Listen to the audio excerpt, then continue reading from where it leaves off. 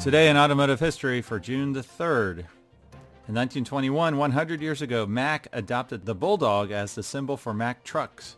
In 1921, Australian Harry Hawker, driving an AC at the Brooklands race circuit in Surrey, became the first to officially exceed 100 miles per hour in Britain, driving a 1.5-liter car.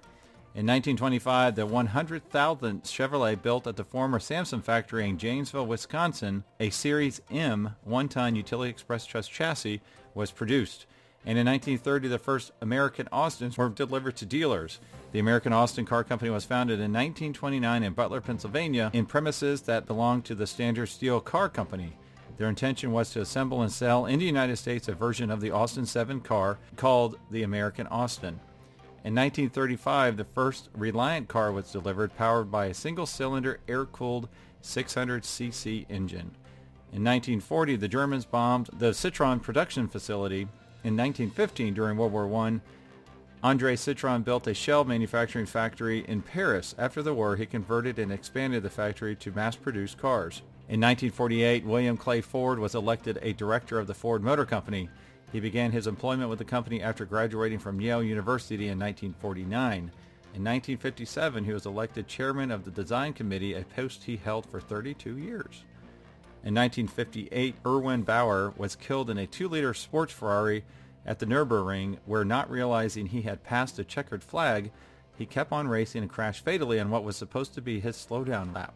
In 1962, Graham Hill had an enormous lead in the Monaco Grand Prix when his BRM's engine failed just 8 laps from the end of the race.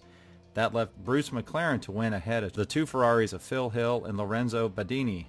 In 1974, the Mercedes ESF-24, the last of 5 experimental cars built to test safety features, was introduced to the public. Based on the S-Class, the car was entirely conventional in appearance, yet could withstand a frontal barrier impact crash at 40.3 miles per hour. In 2003, Ford installed the world's largest living roof on its new Dearborn truck plant in Michigan. About 454,000 square feet of assembly plant roofing was covered with sedum and other succulent plants. The roof reduces stormwater runoff by holding an inch of rainfall.